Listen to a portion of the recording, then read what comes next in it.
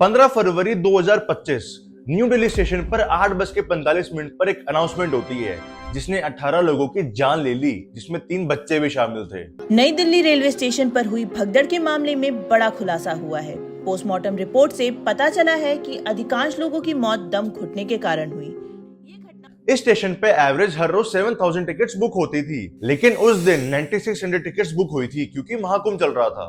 महाकुंभ जाने वाली एक ट्रेन प्लेटफॉर्म नंबर 12 पर आने वाली थी, लेकिन अनाउंसमेंट हुई कि प्लेटफॉर्म नंबर 16 पर आएगी और इससे भगदड़ मच गई। 18 लोगों की जान गई, 15 लोग घायल हो गए।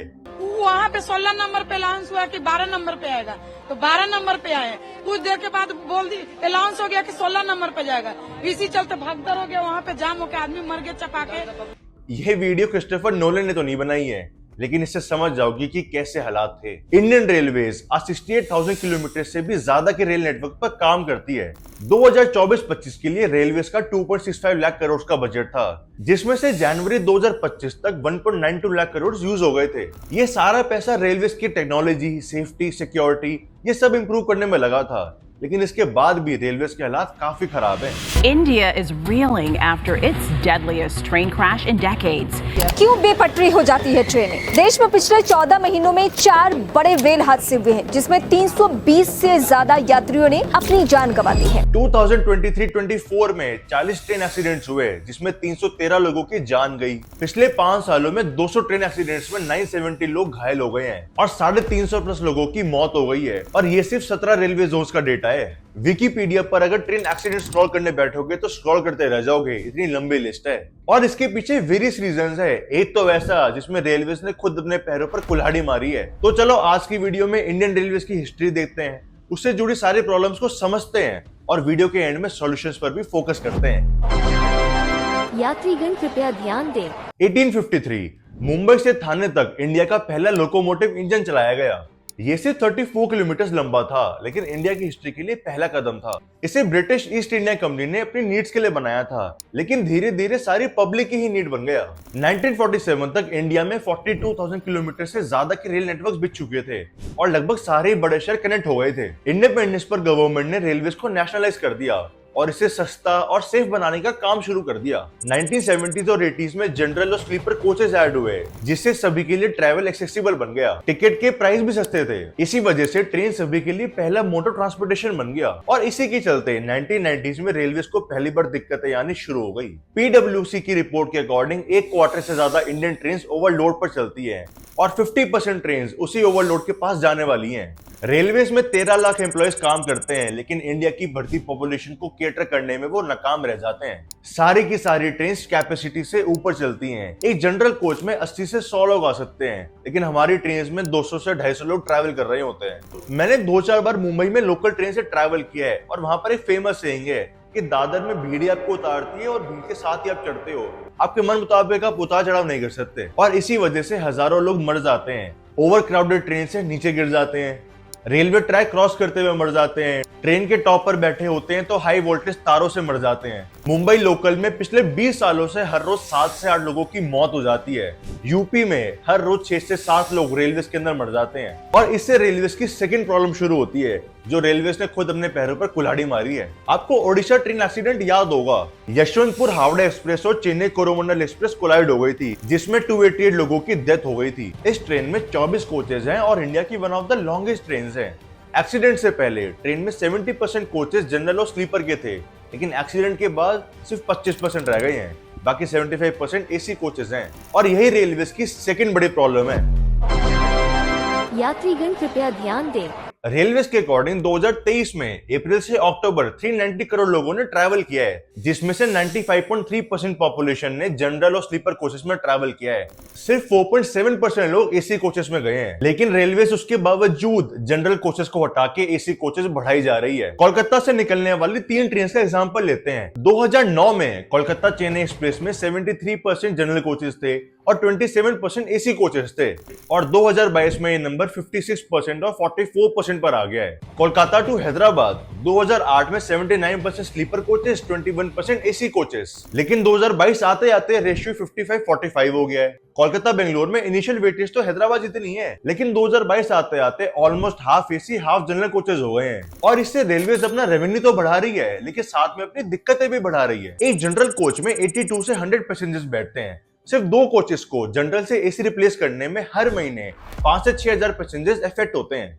हैदराबाद से तिरुपति की जनरल टिकट 450 रुपए की है, लेकिन थर्ड एसी 2200 रुपए की। ऐसे में वो टिकट अफोर्ड नहीं कर पाते और बिना देखे ट्रेन में चढ़ जाते हैं। जनरल में सीट ना मिलने पर दरवाजे पर लटकते हैं, ट्रेन की छत पर बैठते हैं या फिर एसी कोचेस को भर देते हैं। 51 साल का एनसी भत्रा पूरी ओडिशा का रहने वाला है और चेन्नई में 19,000 की नौकरी करता है। तो वो बताता है कि 2015 से पहले तक स्लीपर कोचेस बुक करना काफी आसान था, लेकिन अब एसी कोचेस बढ़ गए हैं, स्लीपर कोचेस कम हो गए हैं, जिस वजह से टिकट बुक ही नहीं होती है। चेन्नई से पुरी की स्लीपर टिकट 800 रुपए की है, लेकिन अब टिकट ना मिलने पर तत्काल में करवानी पड़ती है, एजेंट को कमीशन देना पड़ता है, जिस वजह से सेम 800 की टिकट 1300 की पड़ जाती है। एक बार तो मजबूरी में थर्ड एसी में ट्रैवल करना पड़ा, जो मेरी 19,000 की नौकरी अफोर्ड ही नहीं कर पाती। और ये सिर्फ एनसी भत्रा की कहानी नहीं है, मेजॉरिटी इंडियंस की कहानी है। पिछले साल एक टिकटलेस पैसेंजर ने टीटी को एर्नाकुलम एक्सप्रेस पर जान से मार दिया। अगले ही महीने मुंबई बेंगलोर चालुक्य एक्सप्रेस पर भी सेम एक्सीडेंट हुआ। टिकटलेस ट्रैवलिंग से रेलवेज को हर साल 5,000 से 6,000 करोड़ का लॉस हो रहा है और इसी से रेलवेज की थर्ड प्रॉब्लम शुरू हो जाती है। यात्रीगण कृपया ध्यान दें। रेलवे जितना पैसा कमाती है उसका 98% वापस से ऑपरेशनल कॉस्ट में चला जाता है। FY24 में इंडियन रेलवे का रेवेन्यू 4,96,000 करोड़ हुआ था, लेकिन उसमें से 4,86,200 करोड़ वापस से ऑपरेशनल कॉस्ट में ही चले गए। 2017 से 2023 कॉन्स्टेंटली ऑपरेशनल कॉस्ट 97 से 98% आई है और पैंडेमिक में तो जेब से दे रहे थे जब ऑपरेशनल कॉस्ट 107% थी। और रेलवेज का मेजॉरिटी रेवेन्यू फ्रेट सर्विसेज यानी मालगाड़ी से आता था और पैसेंजर सर्विस के लॉसेस को वो उसी के प्रॉफिट से ओवरकम करती थी। लेकिन over the years transportation air plus road networks पर शिफ्ट हो गई है। कोल, सीमेंट ऐसे सामान अभी भी रेल से ही आते हैं, लेकिन FMCG और ऑटोमोबाइल इंडस्ट्री शिफ्ट कर रही है ओइंग टू हायर कॉस्ट और स्लो डिलीवरी टाइम। और रेलवेज के इतने ज्यादा ऑपरेशनल कॉस्ट है 98% है, ये भी काफी अजीब बात है और इसके पीछे आप, मैं, हम सब जिम्मेदार हैं। इस ऑपरेशनल कॉस्ट में 69% सैलरीज और पेंशन में जाती है, 15% फ्यूल कॉस्ट में जाती है, 7% लीसिंग चार्जेस में, 3% स्टोर चार्जेस में और 7% अदर कॉस्ट में। और जो ये 7% अदर कॉस्ट है ना, अगर ये कम हो जाए तो इसी पैसे को रेलवेज यूज करके इंफ्रास्ट्रक्चर और टेक्नोलॉजी को बढ़ा सकती है। लेकिन ये पैसा लग कहां पे रहा है, आओ देखते हैं। यात्रीगण कृपया ध्यान दें।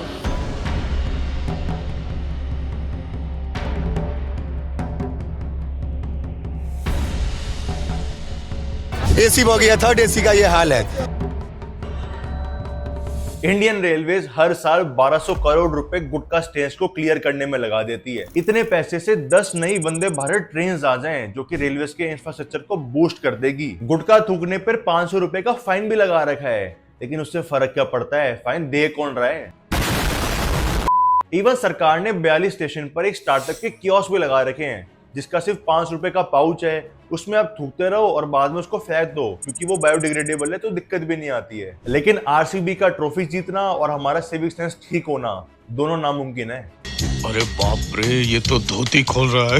2020 से 2022 सिर्फ 3 सालों में ट्रेन पर पत्थर मारने के 4200 से भी ज्यादा इंसिडेंट्स आगे आए हैं, जिससे गवर्नमेंट को 1376 करोड़ का लॉस हो गया है। 2022 में गवर्नमेंट ने अग्निपथ स्कीम निकाली थी, जिसमें 60 कोचेस को जला दिया गया था। 2019 में सिर्फ जाट आंदोलन से 60 करोड़ का नुकसान हो गया था। 2022 में बिहार में प्रोटेस्टर्स ने 12 कोचेस को जला दिया था, जब एक एग्जाम में कोई दिक्कतें आ गई थी। और सबसे फनी बात तो यह है कि उस एग्जाम का दूर दूर तक रेलवे से कोई रिश्ता नहीं था। 2020 से 22 4200 केस थे, 2023 से 25 ये बढ़कर 7971 केस हो गए हैं। जो पैसे गवर्नमेंट को रेलवे की स्पीड, टेक्नोलॉजी और सेफ्टी को बढ़ाने में लगाने चाहिए, वो गुटखा साफ करने और पत्थर से बचने में लगाने पड़ रहे हैं। और ये ट्रेन पर पत्थर मारने से, उसको जलाने से होता क्या है, मुझे तो ये समझ नहीं आता। यात्रीगण कृपया ध्यान दें। दिल्ली से जयपुर की ट्रेन 4.5 घंटे का टाइम लेती है और शंघाई से बीजिंग की ट्रेन भी 4.5 घंटे का टाइम लेती है। बस फर्क इतना है कि दिल्ली से जयपुर का डिस्टेंस 300 किलोमीटर है, और शंघाई से बीजिंग का 4 गुना ज्यादा 1200 किलोमीटर है। इंडिया 1947 में इंडिपेंडेंट हुआ था और चाइना 1949 में। दोनों की सिमिलर पॉपुलेशन थी और दोनों ही अंडर डेवलप्ड थे। लेकिन 1947 के बाद से चाइना ने 80,000 किलोमीटर का रेलवे नेटवर्क एक्सपैंड किया है, जबकि इंडिया ने सिर्फ 11,000 किलोमीटर का। चाइना की रेलवे में इन्वेस्टमेंट 9 से 10 लाख करोड़ की होती है, जबकि हमारे सिर्फ 40 से 50 हजार करोड़ की। चाइना में मालगाड़ी और पैसेंजर ट्रेन दोनों के लिए अलग ट्रैक्स बना रखे हैं, जिससे दोनों ही टाइप की ट्रेन अपने अपने तरीके से चलती हैं और दोनों की मूवमेंट फास्ट रहती है। लेकिन इंडिया में मिक्स ट्रैक्स हैं, दोनों एक ही ट्रैक पर चलती हैं, जिससे ना तो पैसेंजर ट्रेन फास्ट पहुंचती है और ना ही मालगाड़ी। 2025 में भी इंडियन रेलवे की स्पीड 1970 के जापान जैसी है, बल्कि उससे पीछे ही है। 1964 में जापान ने शिनकानसेन बुलेट ट्रेन निकाल दी थी, जो 320 किलोमीटर पर आवर की स्पीड से भागती थी, और हमारी ट्रेन आज भी 50, 60, 70, मैक्सिमम 80 किलोमीटर पर आवर की स्पीड से चलती हैं। हमारी फास्टेस्ट ट्रेन वंदे भारत है, वो भी मैक्सिमम 160 किलोमीटर पर आवर से चल सकती है, और वो भी चलती कहाँ है, हमारे पास इतनी टेक्नोलॉजी नहीं है, इतने हम इक्विप्ड ही नहीं है, तो मैक्सिमम 100, 110, 120 पे चलती है। मैं वंदे भारत में कोई 2-4 बार बैठा हूं और हर बार मैंने इससे ऊपर तो नहीं देखी। हमारे मन में as an Indian 120 kilometre per hour का पैरामीटर तेज है कि पहले दिल्ली से जयपुर 4 घंटे लगते थे, अब से 3 घंटे लग रहे हैं। लेकिन कितना ही फर्क आ गया। चाइना और यूरोप में 80 से 100% ट्रेन इलेक्ट्रिफाइड हो चुकी हैं, लेकिन इंडिया में आज भी 35 से 40% डीजल्स पे चलती हैं। यूरोपियन ट्रेन में तो free wifi, automated doors, AI based facilities हैं, और हमारे यहाँ वंदे भारत और उसके अलावा कुछ 4-5 लग्जरी ट्रेन हैं, उसमें फैसिलिटीज मिलती हैं। बाकी में तो बेसिक सैनिटेशन और हाइजीन भी नहीं मिलता। एक्स्ट्रा फैसिलिटीज तो क्या ही मांगे। यात्रीगण कृपया ध्यान दें। रेलवेज का पैसेंजर रेवेन्यू 2024 में 73,000 करोड़ हो गया। ये 2026 तक 92,800 करोड़ होने की उम्मीद है, जो कि काफी अच्छी बात है। वंदे भारत जैसी ट्रेन इंडियन रेलवेज के लिए सोने की मुर्गी जैसी आई हैं। जैसे दिल्ली वाराणसी रूट पर वंदे भारत से सिर्फ एक साल में 92 करोड़ का प्रॉफिट हो गया था। रिपोर्ट्स कहती हैं कि 400 वंदे भारत ट्रेन से 40,000 करोड़ का रेवेन्यू जनरेट होएगा। लेकिन सिर्फ इन प्रीमियम ट्रेन के रेवेन्यू से कुछ भी नहीं होना है, क्योंकि इसमें इंडिया की 5% से भी कम पॉपुलेशन ट्रैवल करती है। इन ट्रेन की ऑक्यूपेंसी 98 से 100% जाती है, लेकिन ये ट्रेन है ही इतनी कम कि पॉपुलेशन का बहुत कम फ्रैक्शन इनमें जाता है। सिर्फ नई ट्रेन लॉन्च करने से इंडियन रेलवे की हालात नहीं सुधरने वाली। एग्जिस्टिंग ट्रेन की बेसिक फैसिलिटीज, जनरल कोचेस को सुधारने से इंप्रूवमेंट आएगी। अब मैं कोई रेलवे मिनिस्टर तो नहीं हूँ, लेकिन ये तो बड़ी बेसिक सी बात है कि जब 1970s में जापान इतना आगे पहुंच चुका है, 2025 में भी हमारी स्पीड इतनी पीछे है, और उसे बढ़ाने के लिए हमें डेडिकेटेडली हाई स्पीड कॉरिडोर्स बनाने होंगे, जिससे लॉन्ग डिस्टेंस ट्रैवल फास्ट हो सके।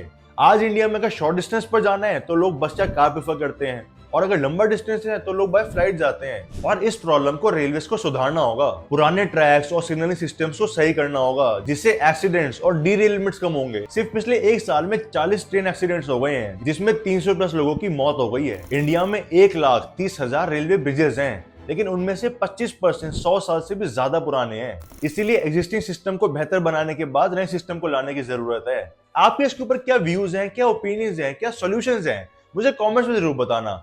हमारी टीम को सपोर्ट करो चैनल को सब्सक्राइब करके। मिलता हूं अगले वीडियो में एक नई इंफॉर्मेटिव केस स्टडी के साथ।